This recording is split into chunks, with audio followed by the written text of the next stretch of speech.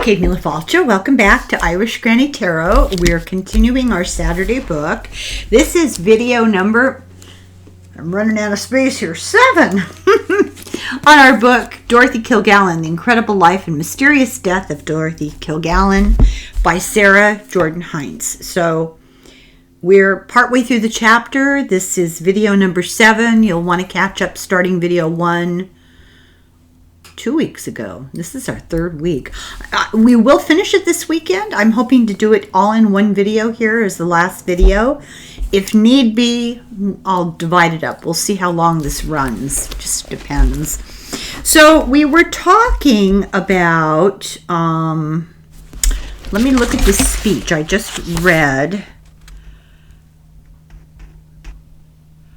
Oh, Hale Boggs. Hale Boggs discussed his suspicions about the Warren report, the Kennedy assassination, the conspiracy, etc., and died in a mysterious plane crash. They never found the debris.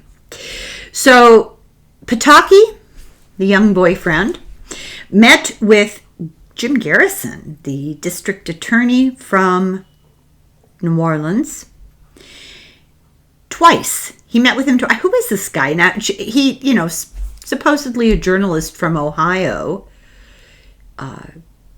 Very odd that he would be meeting with Jim Garrison twice. It shows more than a casual interest in the Kennedy situation.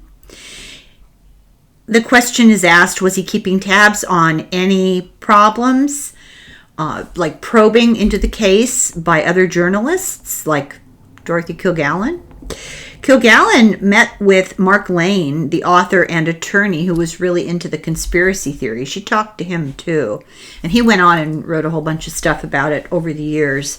But Dorothy Kilgallen talked to him, and one of the best known probes was done by Jim Garrison. And as I mentioned earlier, I saw him speak at my college. He was impassioned. He arrested Clay Shaw in 1967, a guy who was involved with anti-communist, anti-Castro, CIA extremists, and with the belief that this guy was involved in a conspiracy. James Jesus Angleton, a CIA, his name cracks me up. Be one thing if it was Jesus, but with the name of Angleton, I don't know. It's interesting. He was a CIA guy, and he sabotaged this case of Jim Garrison's illegally. So the book goes heavily into the case, and it's really complicated.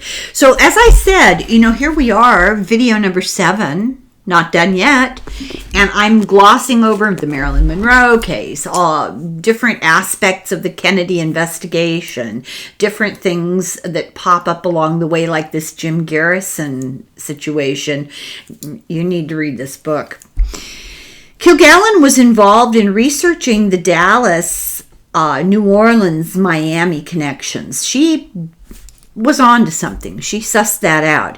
Garrison had lots of evidence of CIA conspiracy and covert operations involved in the complicated knot that is this case.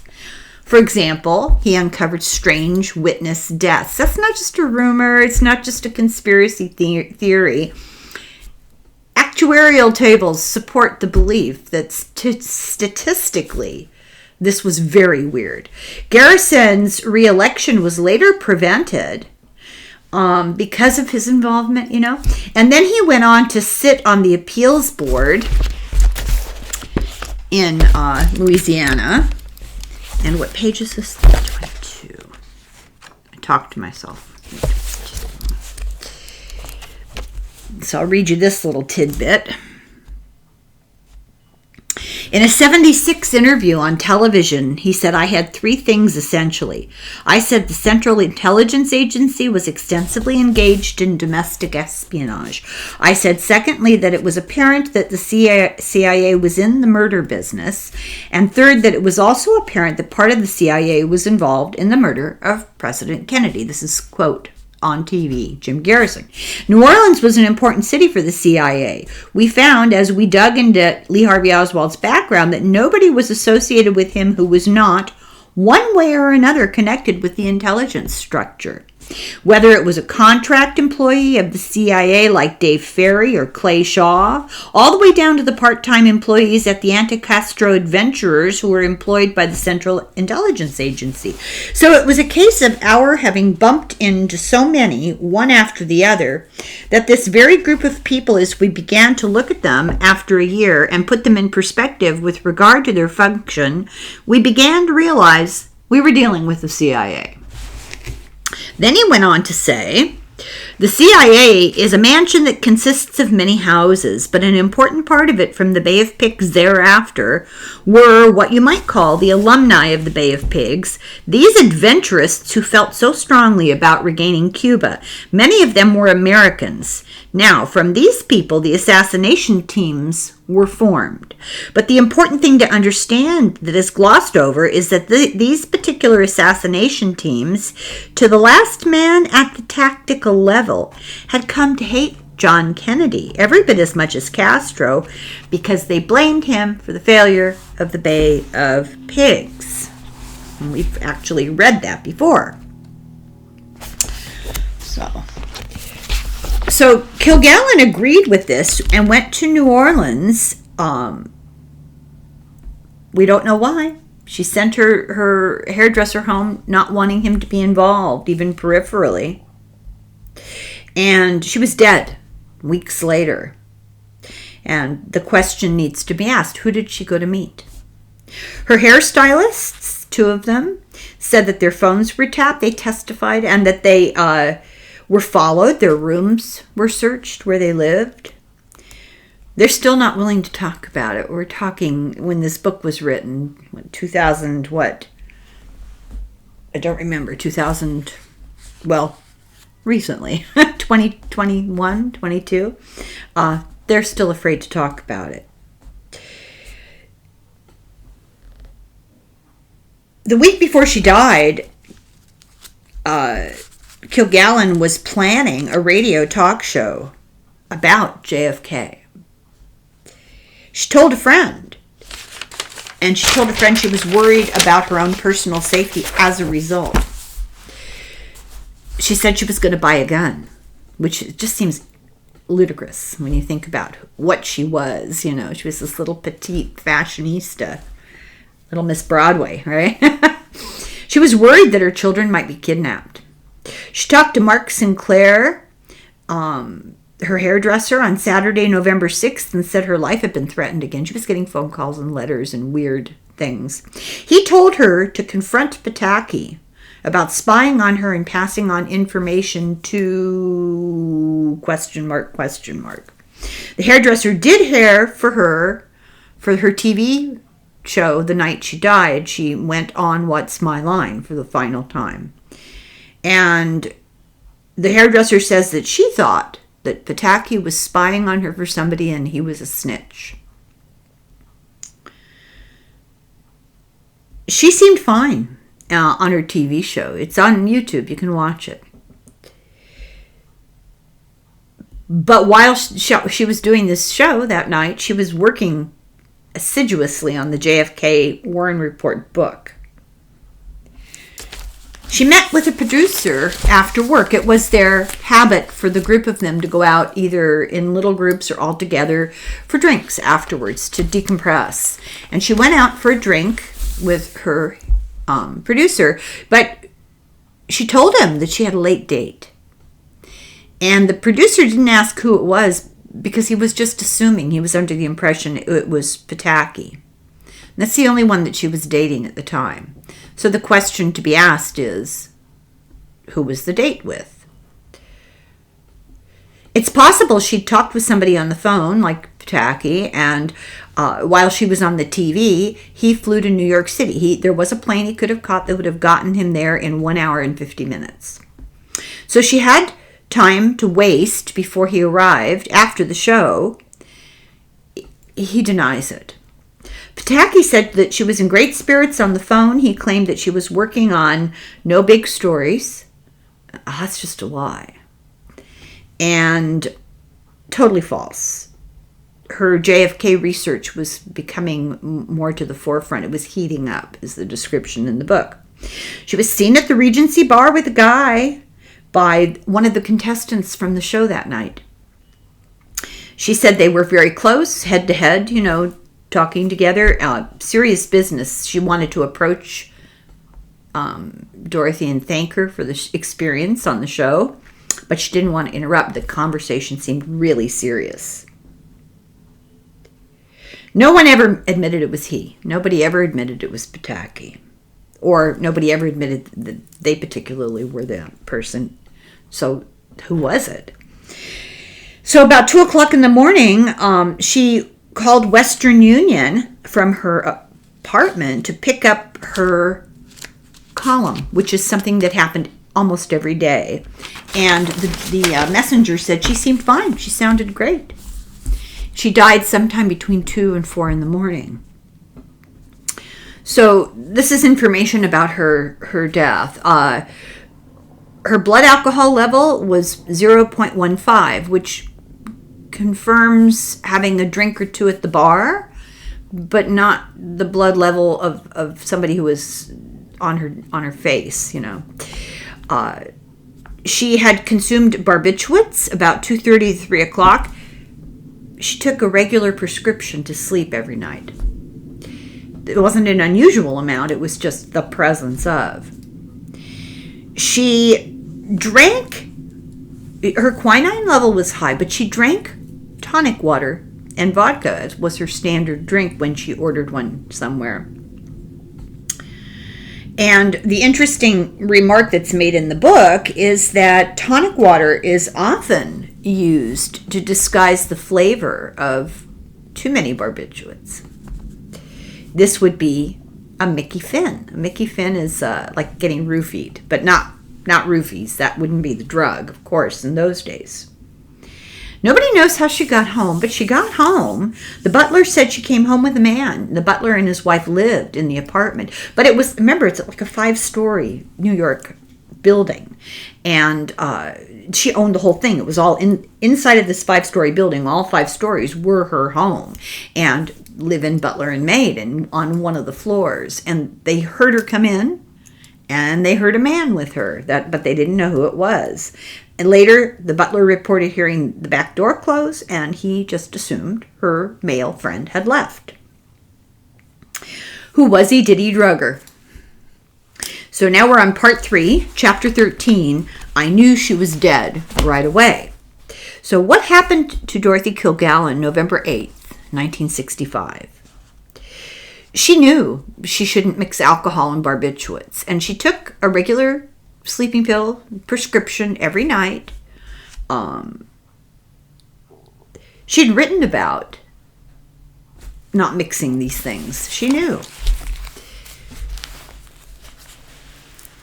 The only pills that were there were the pills that were part of her prescription, and the count was correct. But there was barbiturate powder residue in one glass at the scene. There were 2 glasses at the scene. This is very interesting. 2 glasses at the scene, but one of them had white powder sludge at the bottom. This was found by the butler in the bathroom. She was found in a robe over the same clothes as the night before. She had makeup on. She had false eyelashes on, and she was propped up in a bed that she usually never slept in. She had a pink liquid in her gut, and the question was, maybe that was Pepto-Bismol. Was she feeling nauseated? Had she been given something that made her sick to her stomach? Her room was in disarray, and her household help said this was extremely unusual. Whoever had been with her left by the back stairs to the back door to the alley. Her hairdresser, Mark Simpson, arrived to do her hair. He had his own key because he saw her almost every day. And he went to her 3rd floor dressing room where she had her hair done, and he plugged in the curling irons. He then noticed in her bedroom. She was in the bed where she never slept. She never slept in that room. She was sitting upright. She was dressed like she was going out, and she had makeup and false eyelashes on. And her hair was already done from like the night before. She had on a peignoir and robe over, and like she was partially ready to go out, but she had night clothes on over it. She would never wear that kind of thing to bed. She always wore pajamas, old socks, and was very careful about taking off her makeup and her hair down like a normal person, not all floofy. There was a book lying by her, like, you know, implying she'd fallen asleep reading. But the book was upside down. I mean, if she had fallen asleep, the book was in the wrong spatial relationship to her hand. It was The Honey Badger by Robert Ruark. Simpson knew that she'd finished that book weeks ago because they'd already discussed it. She would not be reading it again. So that was weird. She didn't have on her reading glasses. They weren't in the bed. She needed those to read. There was a drink on the table, and the air conditioning was on. But her hairdresser knew that she always had to have the heat on. She was always cold because she was so skinny and little, you know. Sinclair called, charged Charles Simpson, the other hairdresser. Hang on. You get the impression these hairdressers are, you know, closer friends than a lot of people in her life. She saw them every day, and they, you know, were confidants. And he said, well, when I tell you the bed she was found in and how I found her, you're going to know she was murdered. That's the first thing he said when he called the other hairdresser. And I knew, he said, the whole thing was just abnormal. The woman didn't sleep in that bed, much less that room. It wasn't her bed. I mean, technically, it was supposed to be, but she never slept in it. And she was in the middle of the bed. She wouldn't have been able to reach the tables. And she was beginning rigor mortis, which means she'd been dead for quite a while. He called the butler to come up. The butler was extremely flustered. I mean, before he got the news. There was paper on the floor. Sinclair didn't see it. It had been slipped under the locked main bedroom door, but she never slept in that bedroom. That's the thing. She never slept in there.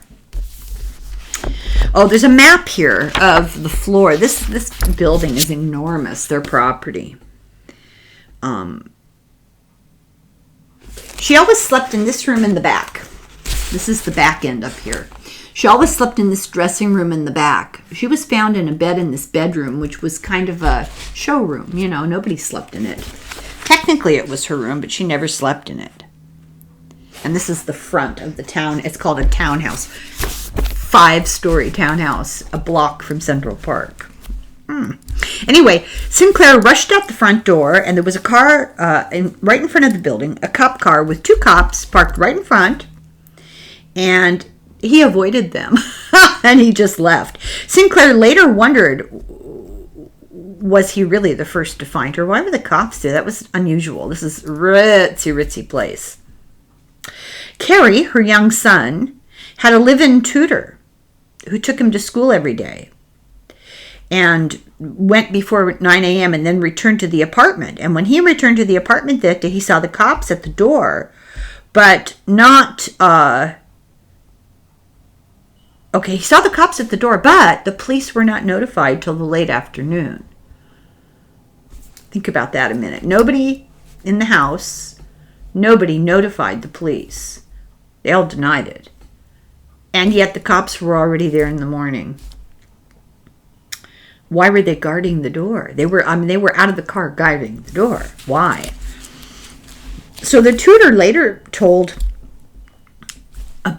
conflicting stories.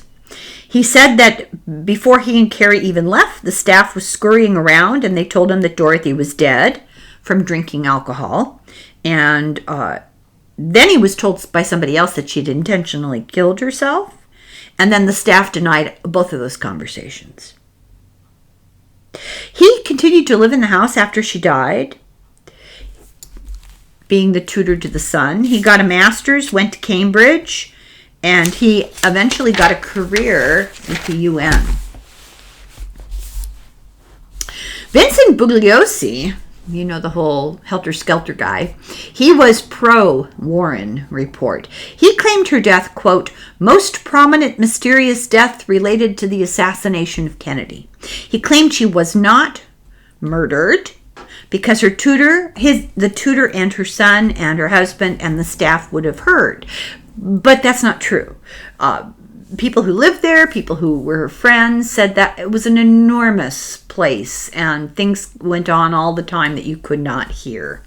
Mary Branham, the managing editor of 2 film magazines, got an anonymous call that morning telling her that Kilgallen had been murdered, and it had not been put in the media. It wasn't on the radio yet. She said it was very strange, and she was not a reporter. She was a managing editor of a magazine. It didn't come out every day. It was very weird. She was her friend. Butler James Clement, his story was weird. Inconsistencies in what he said, like when did he find her, what happened before Simpson the hairdresser arrived, what has she really been wearing, did he move the body? What was that piece of paper that was on the floor? Who could have moved her? Did he disturb the crime scene by trying tidying up? Simpson never saw a mess, but he reported there was a mess. So it's just like the Kennedy assassination. You don't know what to believe. Some said she had thrown up. Did he see it? Did she? Is that true? The doctor who pronounced her dead told an adult Carrie later that the butler came to his house at 9:30 in the morning. But Sinclair would have already found her corpse by then. Jean Stralem, the family friend, had her limo, was in her limo driving around Manhattan, going to work. She was stopped by cops at 10 o'clock in the morning and told to go to Dorothy Kilgallen's apartment, that Kilgallen's husband Richard wanted her, but didn't mention that Kilgallen was dead. How did the cop find her? That was a big question in the book. Like, what the heck? She found Colmar, the husband, Richard Colmar, drunk, upset, and crying. The assumption was that the husband was hoping wealthy friends would pull strings to avoid an autopsy because he thought, that Kilgallen had killed herself and was against her Catholic beliefs, and he wanted to cover it up already, Kilgallen's secretary arrived at 10:30, and she was, still dead. But this is hours and hours before the cops and the medical examiner were even notified. The butler, however, saw men in suits come long before the cops and the medical examiner and remove files. The butler testified to this. Who were they? What did they remove? Kilgallen had recorded to tell the truth at the end of the show by 3:30. She'd already recorded the show for this morning, the day she died. That was going to be shown the evening of the day she died. She was found dead in the morning. But she'd already recorded the show, so they put the show on the air anyway, and then they announced it at the end of the show. Like they made a special announcement. Only then did the police commissioner learn about the death and send homicide detectives. Before that, they didn't even know. But the homicide cops said that he was notified at 1 p.m. But it wasn't announced until the end of What's My Line, late in the afternoon. The second homicide cop witnessed... Hang on a second, what is this word?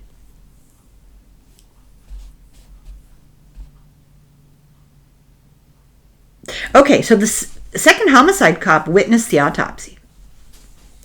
And later, Sara, the author of this book, tried to get in touch with him, and he was really hostile to her, wouldn't talk.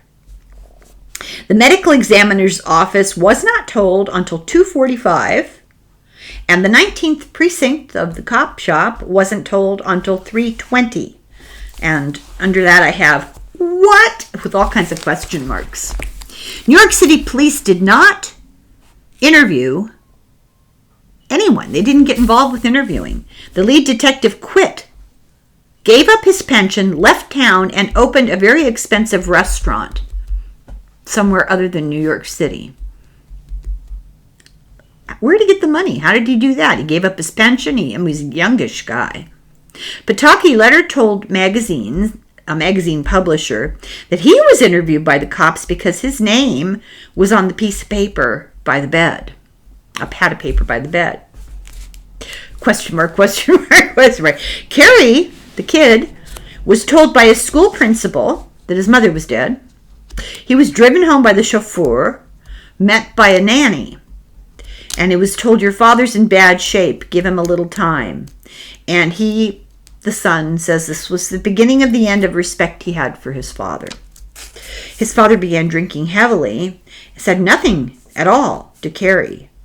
And Carrie's question as a kid and even as an adult was, did he not care for me? He was too wrapped up in his own grief.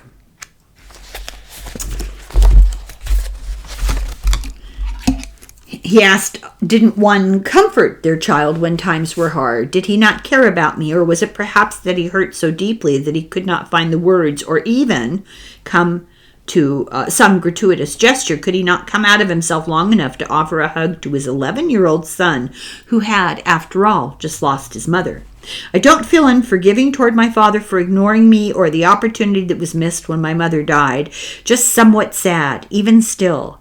Sad that he missed so much love with his children, so much love, so many great experiences that he could have shared with us all, perhaps. And for the rest of my childhood and well into my adult years, but for a couple of times that I was in excruciating physical pain, I never cried again. He had grown up rich until he was 11, living this dream existence. And he said, boy, did that all change. There was a wall of autographs in this townhouse, and they all disappeared one day without explanation. He was thrown out of the house at the age of 16. And he said in most national papers, Dorothy's death was described as a heart attack in bed. She got a lot of praise, a lot of national acclaim. The author, allegedly, I have to be careful, said that her fearlessness got her killed and her death was premeditated. This is kind of the prevailing theory, allegedly, according to the book. Was it Pataki? He had barbiturates, but he had, if he had done it, he would have had to have done it on behalf of somebody else. So who was he associated with? Who was that again? Marlene Swing, a music producer and a friend, contacted the author of the book, Sara.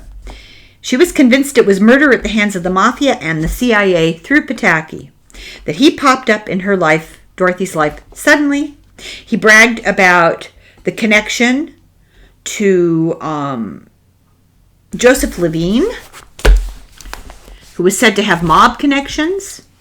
Levine was a studio producer. Why would he be close to a lowly local reporter from Ohio? Pataki was a nobody. He wasn't like a Pulitzer Prize winning person. He was just a small reporter from a small place. And all of a sudden he's in the middle of this. He claims that he was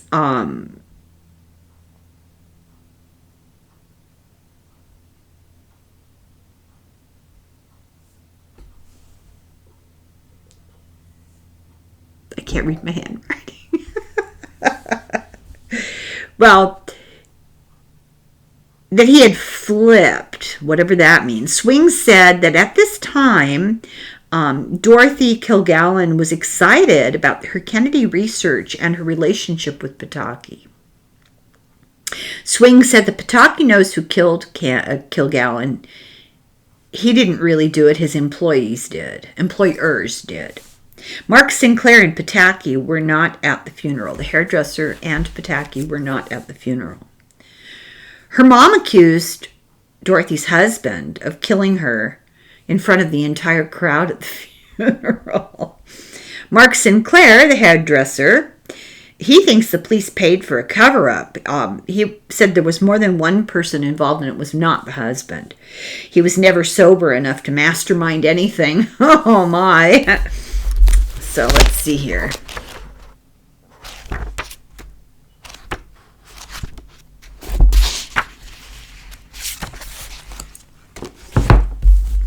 Three days after Dorothy died, Bob and Jean Bach invited her widower over for dinner.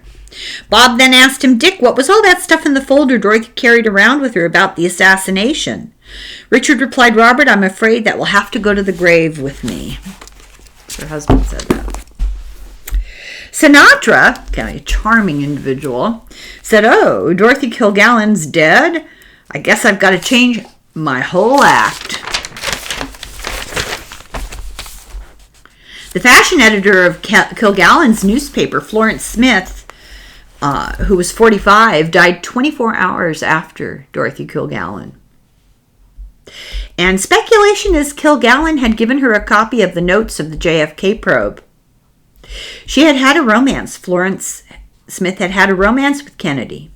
Her husband, Earl, was a former U.S. ambassador to Cuba and an anti-Castro. I'm not making this up, I swear. Professional colleagues and friends for years believed that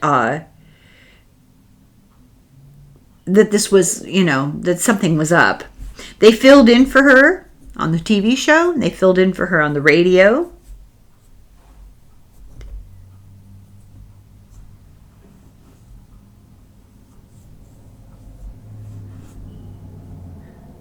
Somebody died, and I didn't write their name down. Oh, okay, this is Florence Smith died 24 hours after Kilgallen. She had a copy of all the papers. Her death, it was not unexpected. She had a rare form of leukemia, AML. She died of a brain hemorrhage, which was rare in cases of this kind of leukemia. The panel of What's My Line were completely shocked. One person and then the next day another, both of them with research on the Kennedy assassination. True, one of them was ill, but her death was sort of atypical of the kind of illness that she had. Let's put it that way. Chapter 14, Circumstances Undetermined.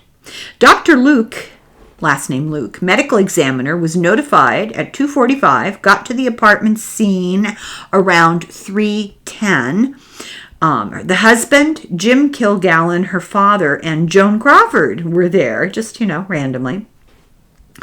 Dick, the husband, told the medical examiner wrong information. Kilgallen didn't get home at 11:30 p.m. and was not writing a column then. And this is what the husband told the medical examiner. It wasn't true. The detective, the first official cop to show up, wrote that her husband didn't even see her that night. He was asleep by the time she came home. Dick said that he found her at noon, and the maid found her actually at noon and told him, somewhere between noon and 1, and told him. So how many people have discovered her body now? Doctor said that Kilgallen was in a blue bathrobe with covers up to her chin. That's not what Mark Sinclair saw at all. That is not how he described her.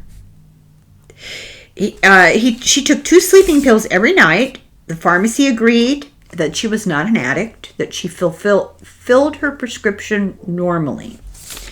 The autopsy said that she was still in TV makeup and false eyelashes, that there was some rigor and lividity. Rigor is stiffening after a certain number of hours, and lividity is blood pooling and leaving what looks like bruises where gravity is, the body's affected by gravity. She had an abrasion on her shoulder. They didn't take her liver temperature. This is the medical examiner. Didn't take her liver temperature.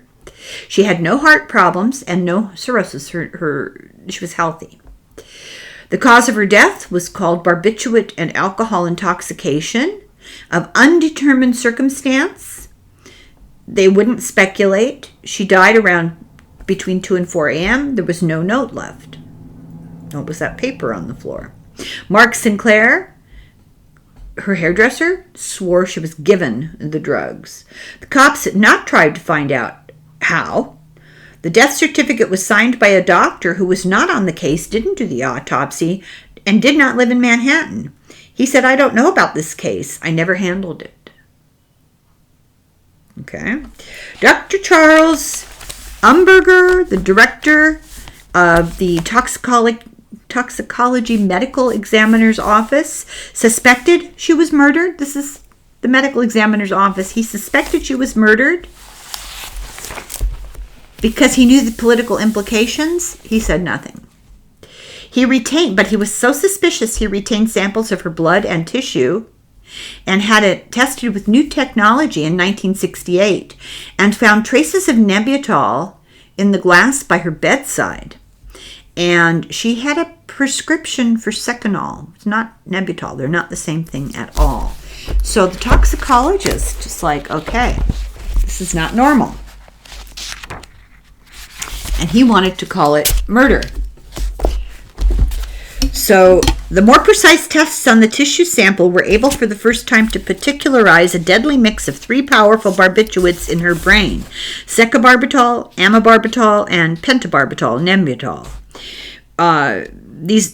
Broich was the chemist. And he said that when he gave his findings to his employer, Dr. Umberger grinned and said, "Keep the results under your hat. This is big." The chemist, the medical examiner's office reveals distrust. In the much more recent interview with Larry Jordan, Broich, the chemist, elaborated, "There was some talk whether the body had been moved and a whole bunch of stuff, but I don't know if it was ever resolved. I do remember that things were kind of screwed up. I think things were pretty unreliable. I wouldn't trust anything, you know what I mean? When I was employed by the medical examiner's office, very few of the people knew what the hell they were doing. I was paranoid as hell when I was there. You never knew what was going to happen from one day to the next." The educational and professional credentials of several of the people employed at the medical examiner's office at the time were highly suspect due to their flagrant incompetence. Some were Sicilian, and their records had supposedly been lost. No one wanted to challenge their legitimacy because of what was thought to be their strong ties to the Italian mafia. Broich and a colleague, Steve Goldner, who was the supervising forensic toxicology for the medical examiner at the time, witnessed the ineptitude of some staff. They were also greatly disturbed by the influence of outside pressures on certain official findings of the office. The two men were expected to sign off on reports they felt were deeply flawed or even untrue.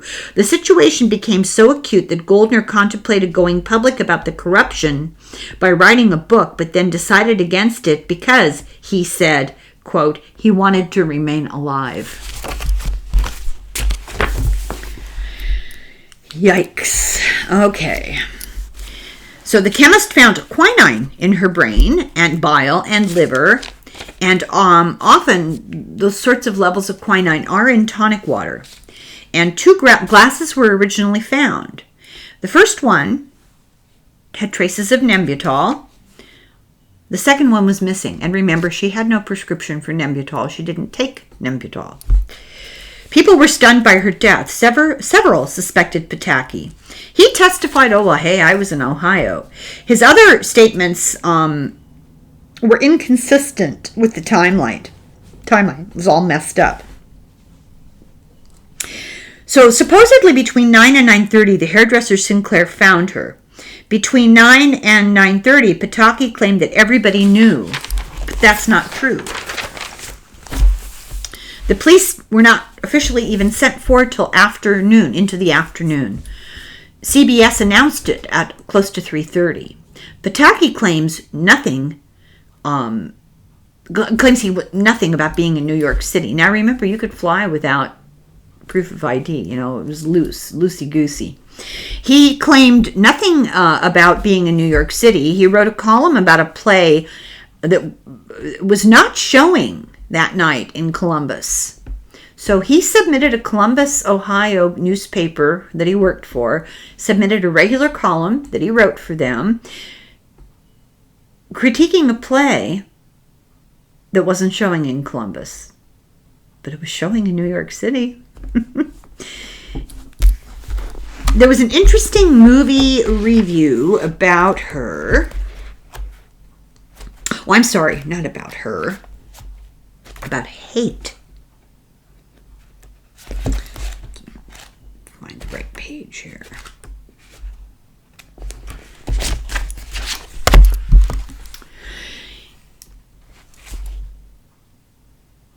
He supplied fodder for later-day armchair analysis when he penned, Pataki, "We are told for the umpteenth time that hate in any of its endless forms breeds other kinds of hate, and that passing years do little to absolve the guilty or relieve the offender.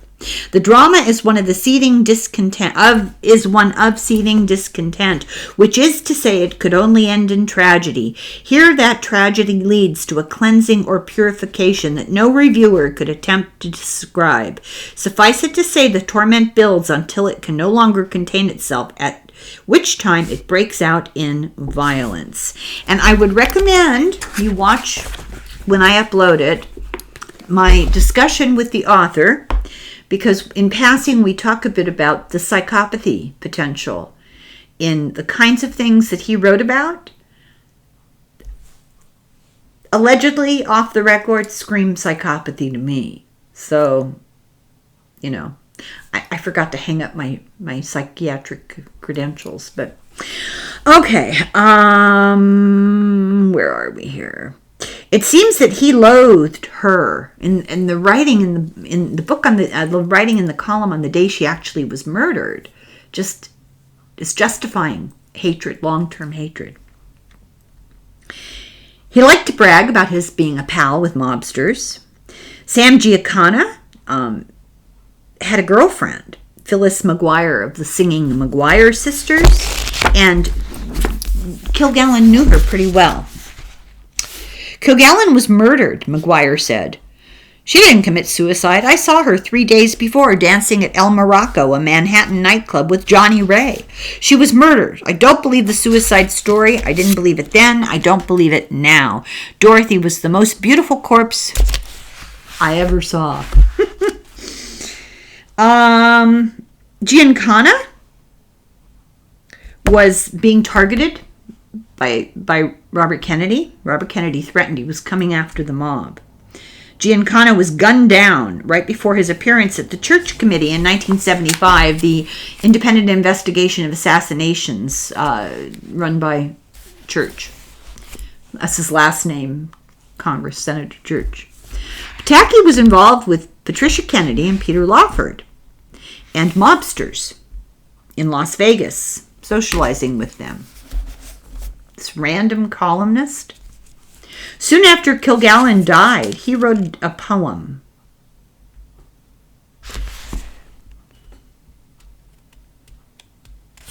And it said, "Never trust a stiff at a typewriter. There's a way to quench a gossip's stench that never fails. One cannot write if zippered tight.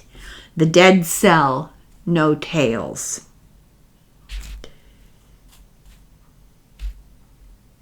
I just,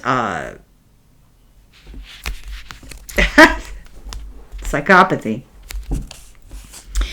He told a reporter that Kilgallen possessed dangerous information and had the typewriter to make it public. "Knowing is one thing, but knowing and telling can get you in trouble," he said, and then he laughed. And this is another poem he wrote, called "Vodka Roulette, Seen as Relief Possibility." Keep Dorothy in mind as you hear this. "While I'm spilling my guts, she's driving me nuts.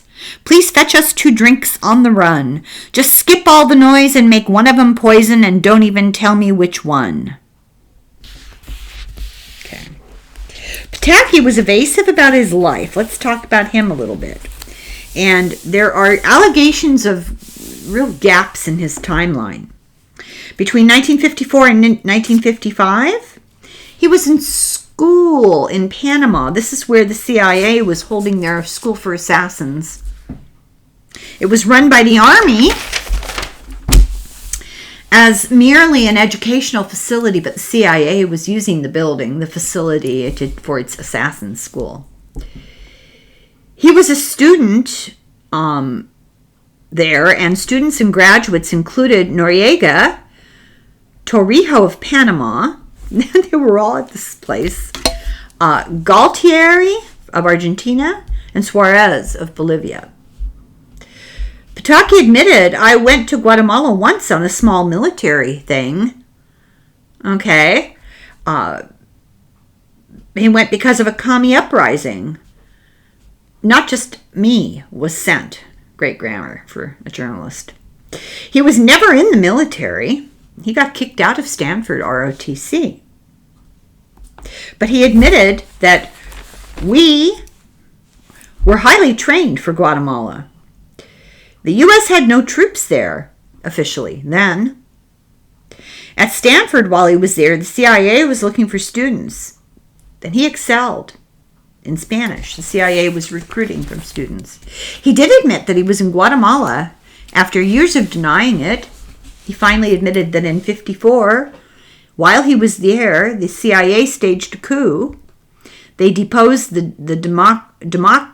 democratically elected president, and it was all about protecting the profits of the fruit company, you know, the pineapple people.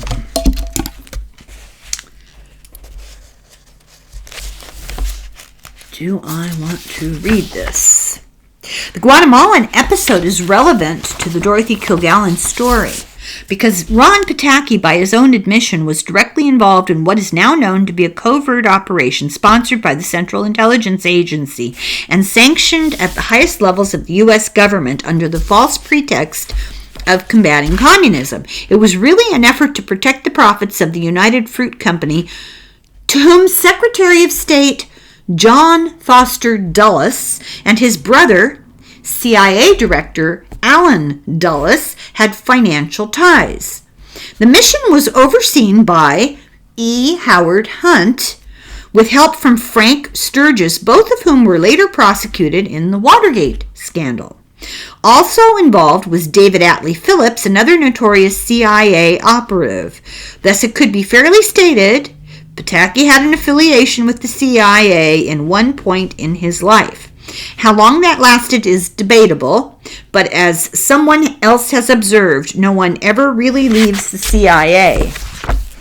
They just die. Okay.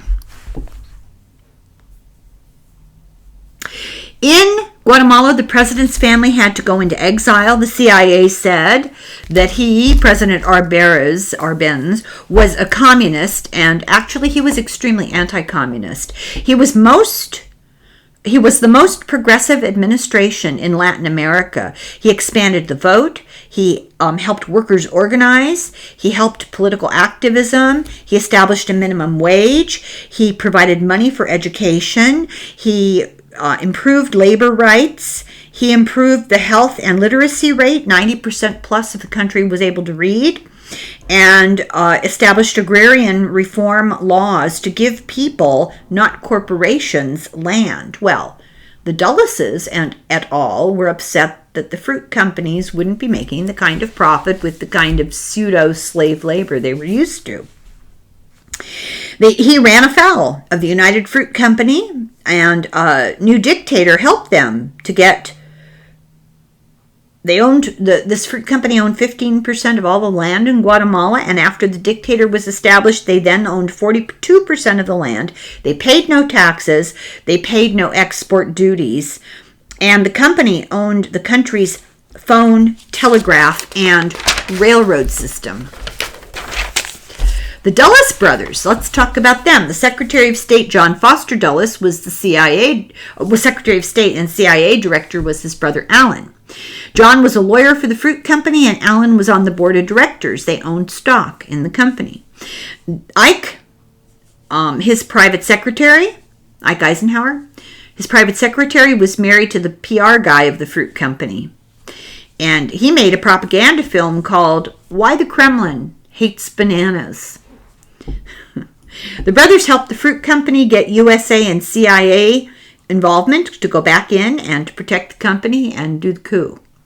Ron Pake was involved in CIA advisory position invasion forces called the Liberation Army.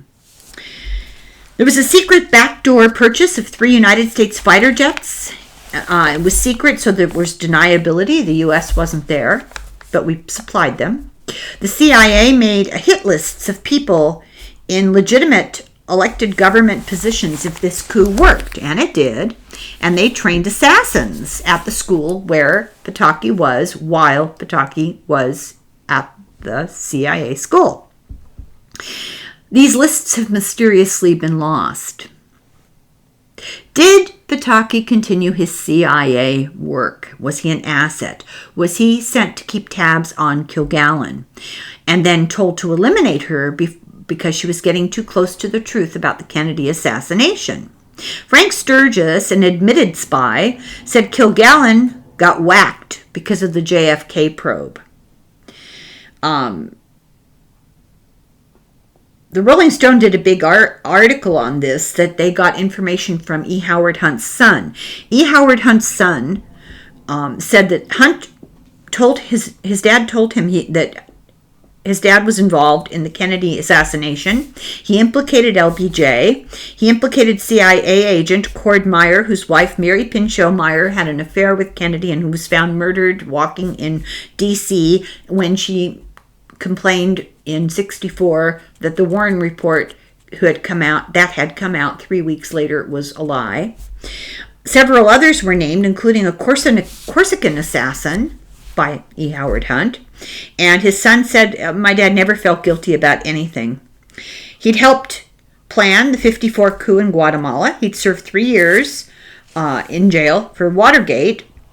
He told the Senate that he was the director of the domestic unit, his unit of the CIA, including a number of guys involved in the Bay of Pigs.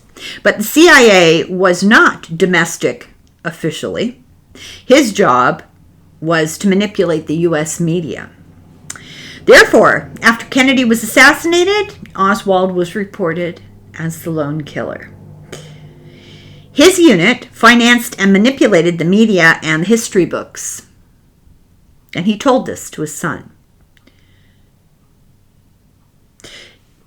But Kilgallen didn't go along with the propaganda. She refused. She told the truth in her column. Pataki said, 75% she died naturally, probably accidentally. But she had very powerful enemies. If she was killed, the government did it. The government hires pretty nasty people, contract killers, like from the assassin school. This is Pataki. He claimed that her recent research was not the straw that broke the camel's back. Well, how did he know? That's the big question. What the heck was he talking about? He had a history of violence. In 1971, he was in a physical fight over religion with an Ohio footballer that involved guns.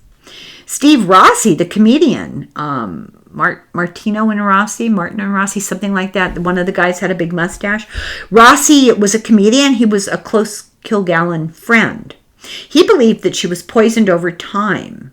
After talking with Jack Ruby, she started to be sick a lot. And Rossi said, I knew for a fact that she wasn't taking anything. She was not a drug addict. Chapter 15, Dorothy's Legacy. They had a huge problem trying to replace her on the game show, What's My Line? It became the Great Woman Hunt. And this was written, called The Great Woman Hunt 8 months after her death, describing the hunt for her replacement as the most determined hunt since Selznick set out to find Scarlett O'Hara. She was never replaced. Dorothy wasn't. They eventually taped the show for syndication in the late 60s and the early 70s. It lacked the gloss and sophistication of the live show from the late 50s and early 60s, and I would attest to that. Kilgallen's multifaceted journalistic experience with gossip and social stuff, her concern about social justice and social ills, and her kind of being a government watchdog. She was an astute analyst, of politics. In 1965, she predicted an escalation in Vietnam. She said the U.S. has a lot more going on over there than there and near there, which is an interesting thing to say, than the man in the street suspects. The action over there will get a lot bigger before we make our exit. In Murder One, the book about her, or book she wrote, posthumously published, never mentioned Kennedy. She was involved in getting Sam Shepard his new trial. There were many unanswered questions about her death. Witnesses say that she didn't drink that night. I mean, she had a drink, but she didn't drink that night. Her sleeping pills were in her stomach and were barely even digested. But she had all this stuff in her brain. Where did that come from? Her pill count was correct from her prescription. No one knows how she got home. No one knows who she was with. No one knows why the New York cops never investigated anybody, and the medical examiner, they didn't follow their usual protocols. They never checked Pataki's alibi.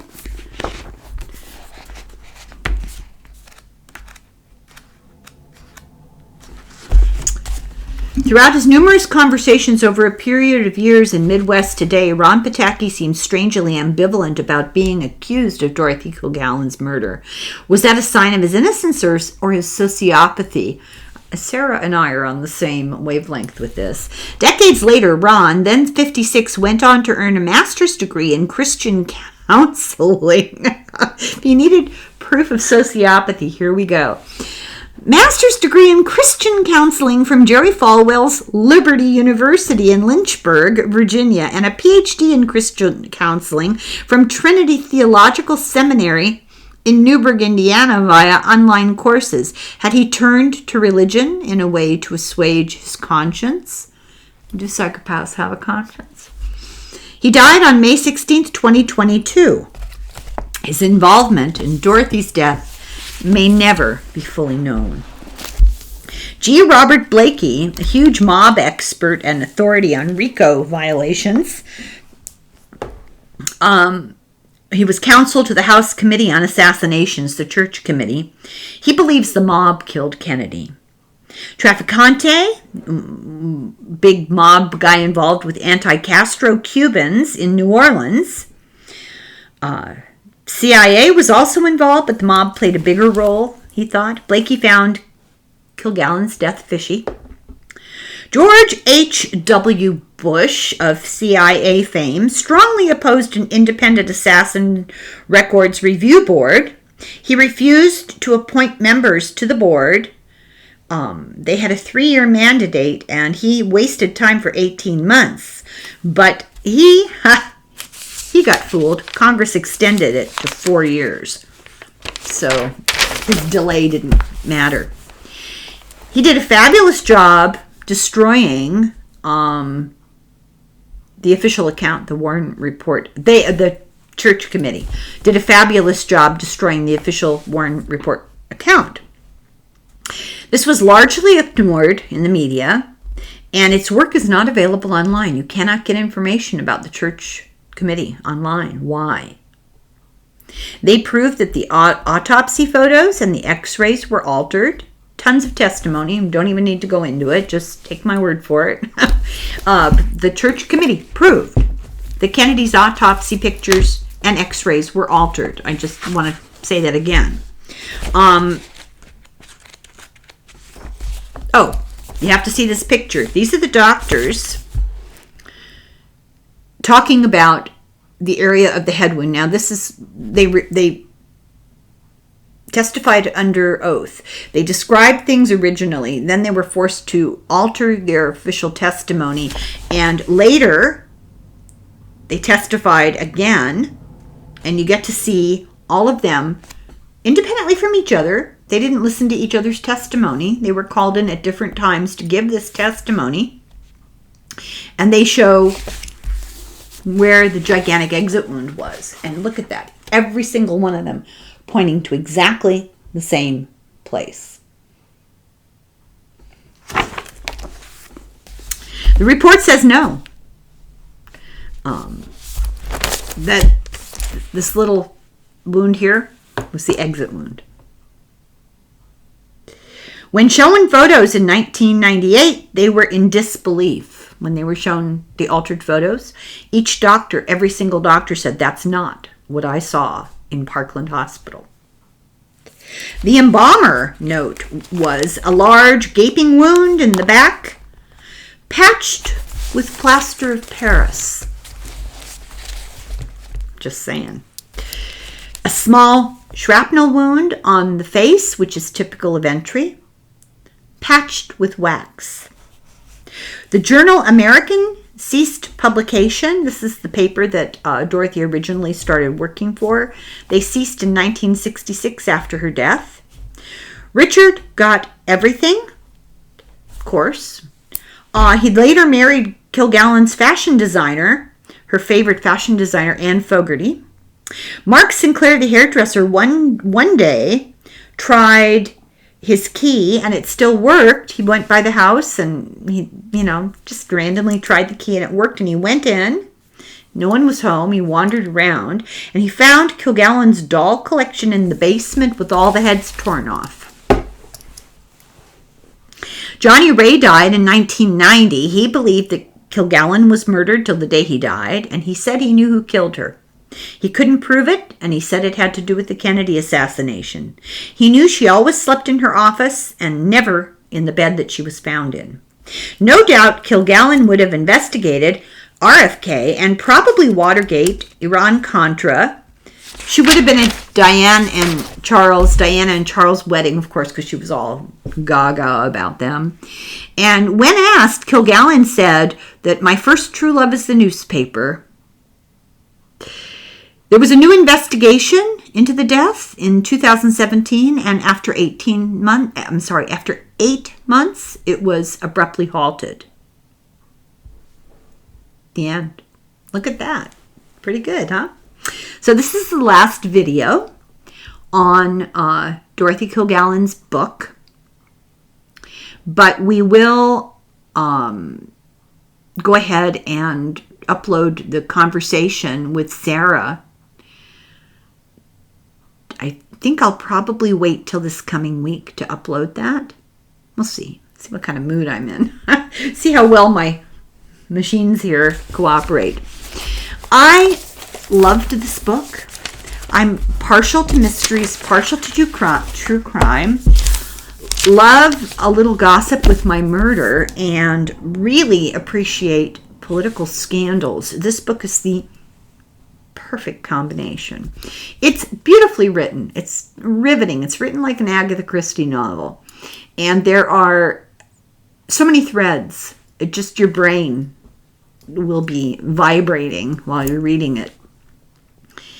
You will be so entertained and pleased to meet and listen to the author. She was lovely, and it was a great conversation.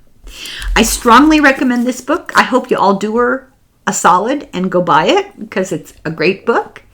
And I will probably raffle this off. I probably will do a drawing for this book.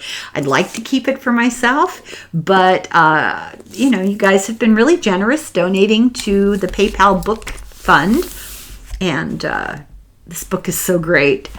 So thank you all very much for watching, and I'll be back, all things being equal. Slunga foil and slancha.